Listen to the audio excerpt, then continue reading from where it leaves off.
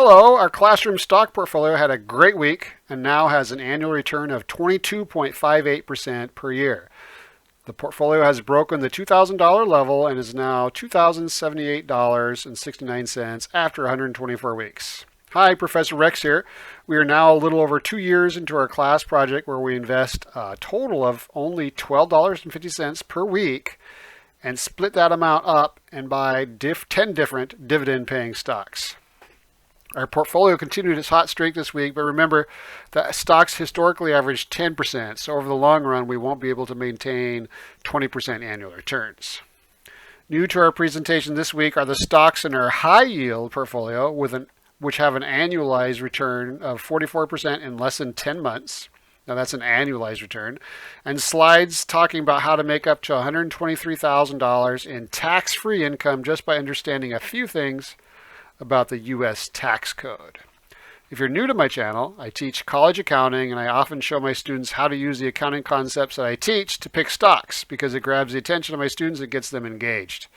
To show them accounting concepts in action, starting a little over 2 years ago, each Monday, I invest actual real-world money, $12.50 per week, which is roughly the equivalent of $50 a month, into 10 dividend-paying stocks. And because those original students are no longer in my class, I decided to make this video series to let them know how our portfolio is doing. Also, viewers can use our progress as inspiration for their savings and investing goals and get ideas of company names that they can do their own research on. There are timestamp links in the description of the video in case you just want to jump to the list of stocks we bought this week, or the list of our best performers, or any other section of the video. In 2022, the year we started the portfolio, the market didn't perform well, but because I don't believe in trying to time the market, we kept buying each week at what turned out to be great prices. Then in 2023, stocks took off. Currently, the portfolio's value is over $2,078.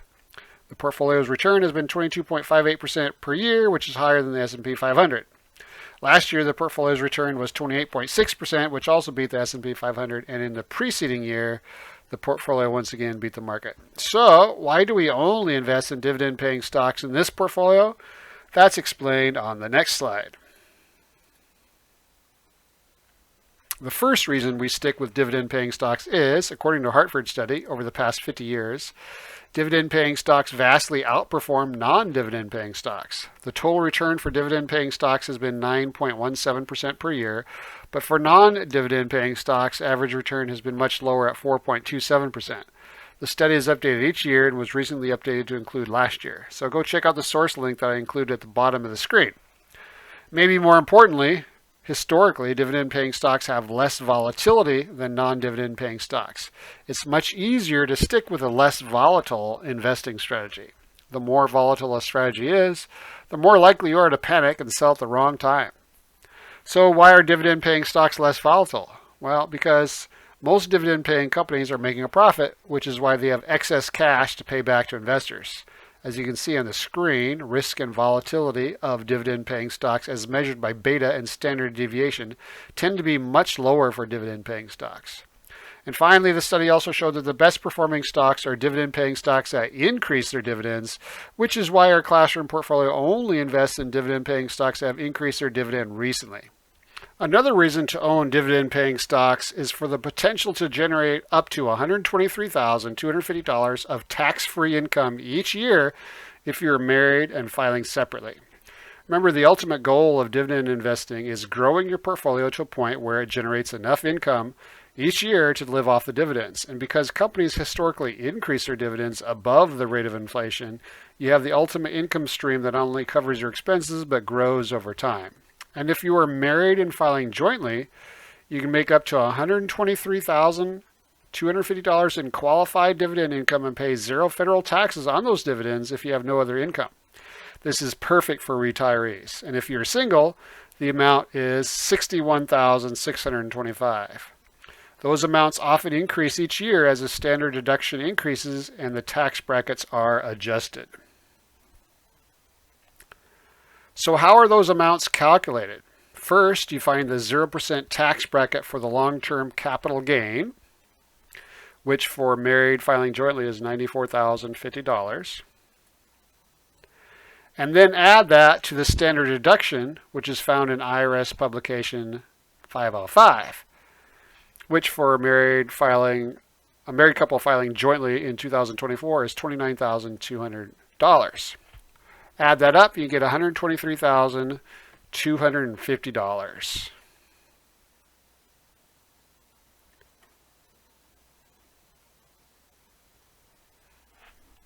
So why did we choose to invest $12.50 per week, which is essentially the same as $25 per paycheck? The next slide explains that.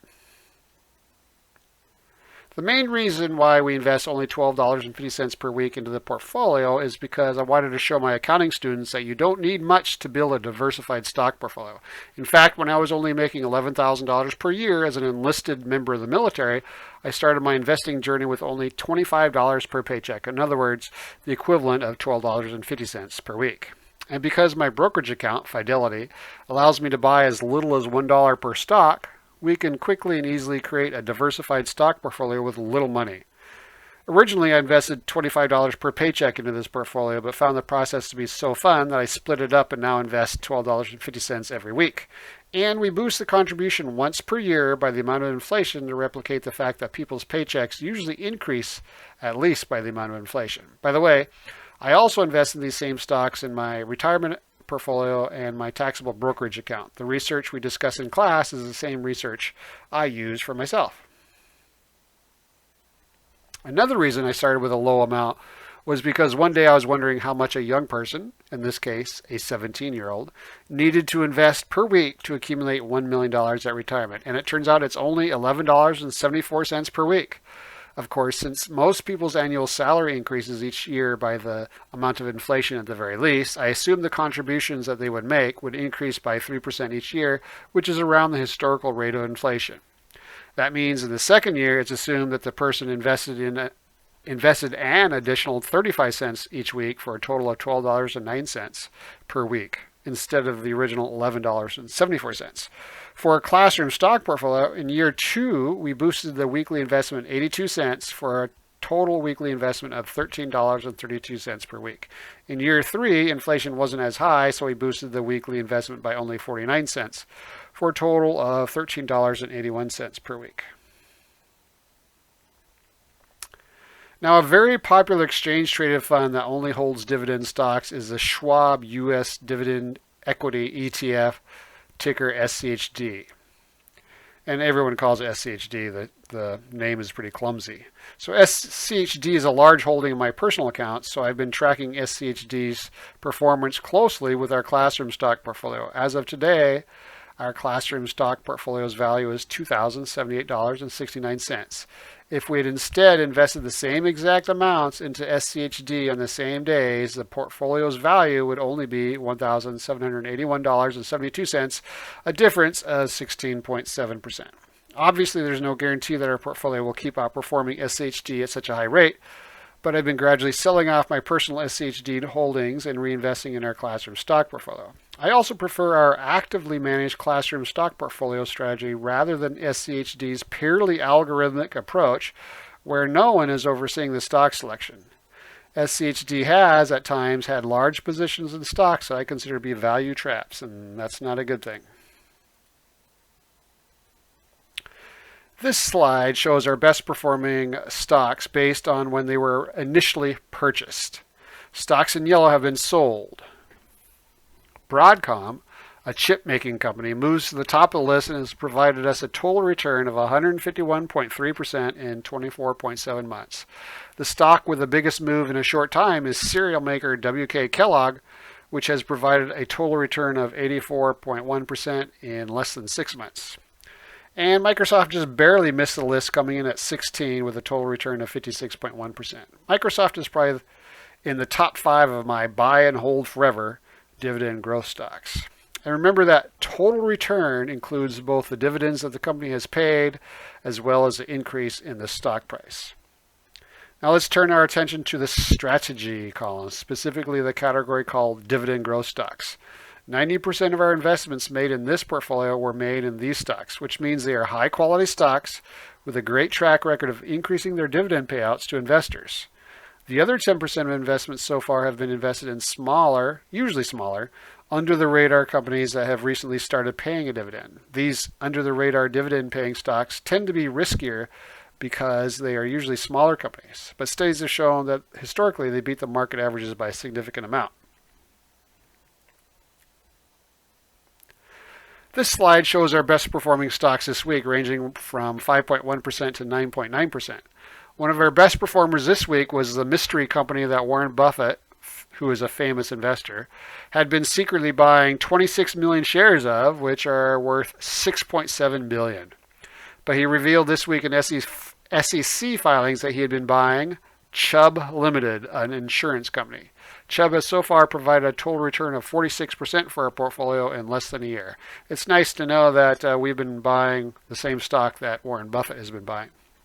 The other best performers for us this week were Build-A-Bear at 6.3%, Bolero at 9.9%, Humana at 6.2%, Carrot Packaging at 6.9%, Paycom Software at 5.1%, and Tractor Supply at 5.3%. Now, we don't often sell stocks in this portfolio. It's pretty low turnover, but this week we did sell one. We sold Mid-American Apartment Communities, ticker MAA. It was held for 5.5 months and provided a total return of 13.5% in less than a year for an annualized return of 31.7%. The company's stock appears to be fairly valued now, and there are other stocks that we think are better bargains in our opinions, hence selling the stock and reinvesting elsewhere. Before we look at the 10 stocks we bought this week, let's look at the 10 stocks we bought a year ago along with their total returns, which of course includes dividends. I still own all the stocks except the stocks in yellow. Most of these stocks were purchased over multiple weeks, which is why many have appeared on this same slide in recent videos. But this slide only refers to that exact investment made over exactly a year ago. Now, Williams-Sonoma has provided us with the highest return of these, even though I sold it after only 261 days. We sold it because it appeared to be fairly valued, but so far it seems we sold way too soon because it's provided a total return of 60.7% since I sold it. That's why I say for the high quality stocks, one strategy is to buy and hold forever and just let your returns compound over many years. However, because I monitor this portfolio weekly, I will sell some that I think are fairly valued and instead reinvest them in other stocks that we think are better bargains. But there's nothing wrong with buying high quality companies and holding them forever. Another company in yellow, meaning we sold it, is Robert Half. We sold Robert Half to generate additional funds to invest, and the company seemed to be fairly valued at the time. And I sold Fidelity National Information Services because they cut their dividend, but it still provided a great return of 27% in less than a year. The average return of the 10 stocks we bought a year ago was 51%, which is crazy high. I wish that could continue forever, despite 3 stocks not even being held the full year. The annualized return for all 10 stocks is 56.5%. Obviously, our purchases won't continue that high rate of return, but it's a great start for this portfolio. So let's look at the 10 stocks we bought this week. So here are my ratings for the top 13 dividend-paying stocks this week. They are Comcast, MasterCard, Visa, Allegiant, Microsoft, Nike, Interpublic, Huntington Ingalls, which is new, FactSet Research, which is new, Papa John's, which is new, Cigna Corp, Skyworks, and Air Products and Chemicals. We purchased the 10 stocks that are not in the yellow highlight. The stocks in yellow have already grown to be 4% or more of the portfolio, so we did not invest more in them this week because we want to build a more diversified, less risky portfolio. Remember, each week we buy 10 stocks, and since we are investing such a small amount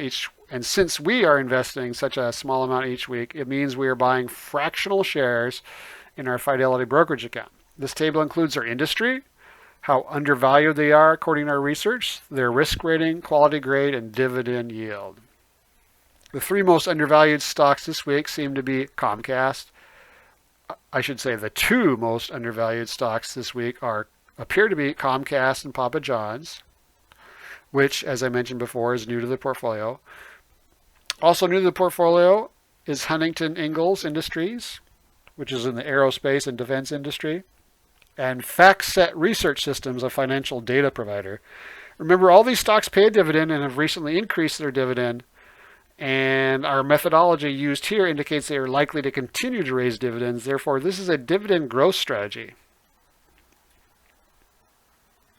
On this slide, I want to show the components to our quality grade. Quality-wise, we only invest in stocks rated B- or better for this portfolio for 90% of our purchases.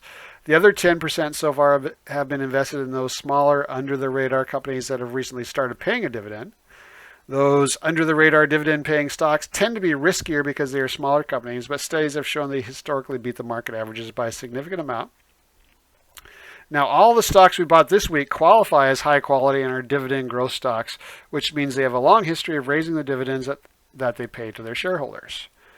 Risk is the first quality component on the slide, which we mentioned on the previous slide.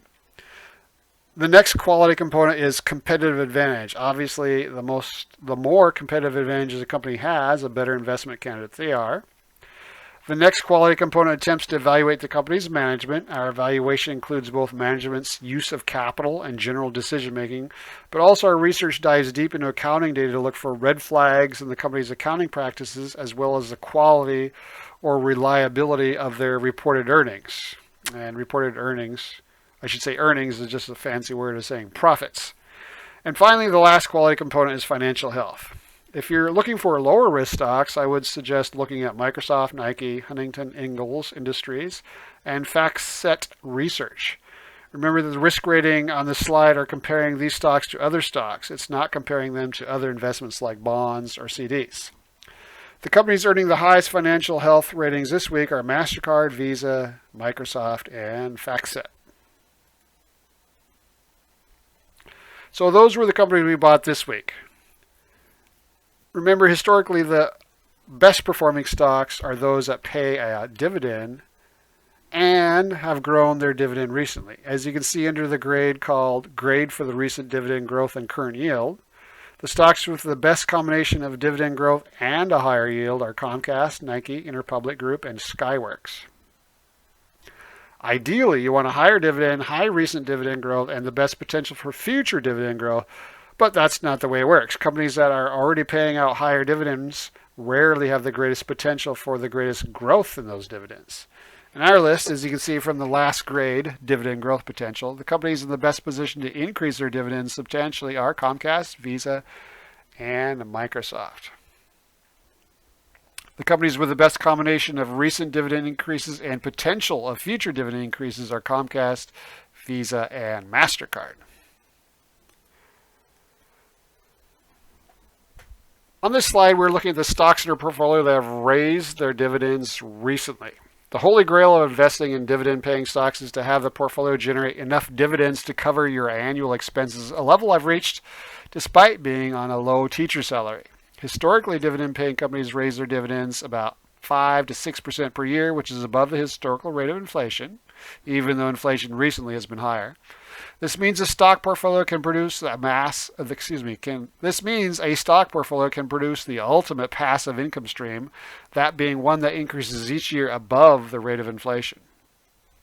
On top of last week's 2 dividend increases, this week Chubb Limited announced they're increasing their dividend again, this time by nearly 6%. Chubb is a stock that as we mentioned earlier, that famous investor Warren Buffett had been secretly buying, but was recently revealed in public filings. Ideally, we want our companies to raise their dividends higher than 3%, which is the historical average rate of inflation.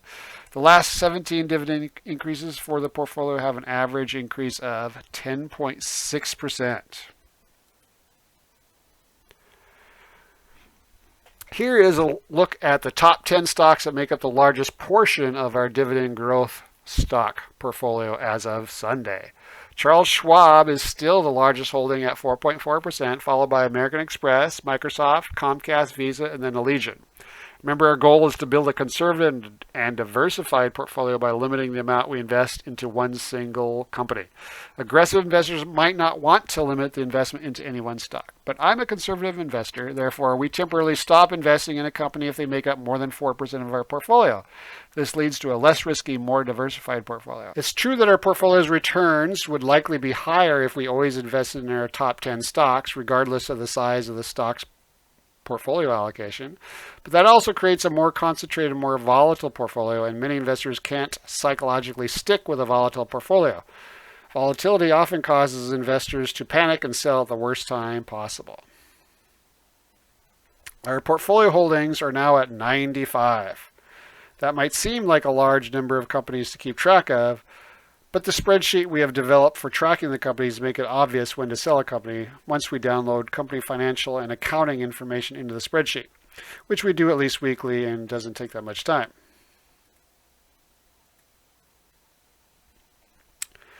Now, students asked to start a different stock portfolio using a strategy featuring stocks with higher yields. So in August of 2023, we started investing $12.50 each week into stocks with higher dividend payouts. Currently, the portfolio's dividend yield is 4.32%, but the companies in it won't grow their dividends as much as the stocks in our previously mentioned dividend growth stock portfolio. Therefore, this portfolio would be more geared toward investors closer to retirement. The average investment in this portfolio has provided a total return of 14.8% in 137 days, which is an annualized return of 44.4% versus an annualized return of 35.9% for the S&P 500 using Excel's rate function. I need to emphasize that this portfolio has been around less than a year, and there's no way I can keep up an annualized return that high since stocks historically average about 10% each year. So while the portfolio has been around since August of last year, the average investment in the portfolio has been held for an average of only 137 days. For example, the investments we made last week have only been held for 7 days, so that brings down the average holding period for the portfolio. On the next slide, we'll look at the high dividend yield. On our next slide, we'll look at the high yield dividend paying stocks we bought this week.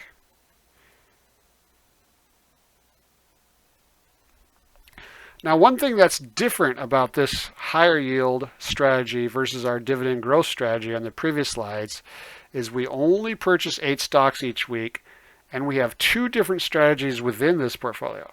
Strategy 1 emphasizes a high dividend yield over dividend growth. This is perfect for investors in retirement or getting close. Strategy 2 still emphasizes high dividend yield stocks, but places a bit more emphasis on recent dividend growth in an attempt to try to get the best of both worlds. Because there are 2 different strategies within this portfolio, we have 4 stocks in strategy 1 and 4 stocks in strategy 2, giving us 2 rankings. So each week we take $12.50 and split it between the 8 stocks. So each stock gets a 1/8 weighting.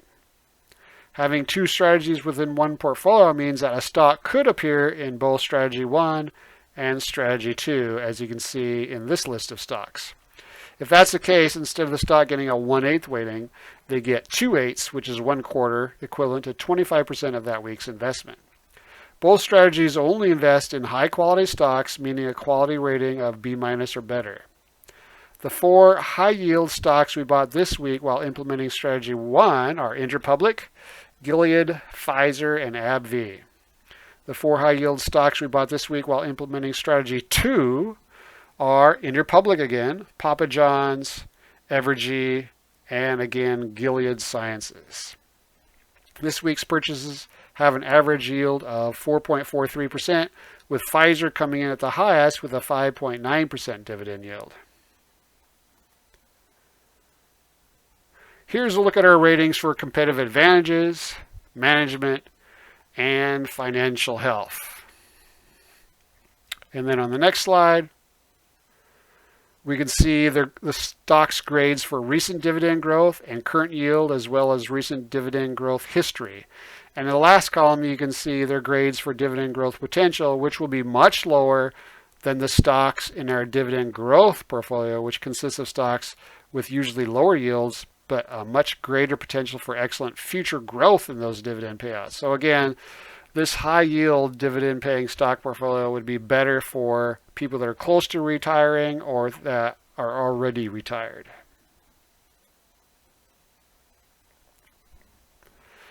And finally, many of my students are extremely interested in tech stocks because they're more exciting than dividend-paying stocks, and have requested that we rank them separately from the dividend-paying stocks each week, even if the tech company does not pay a dividend.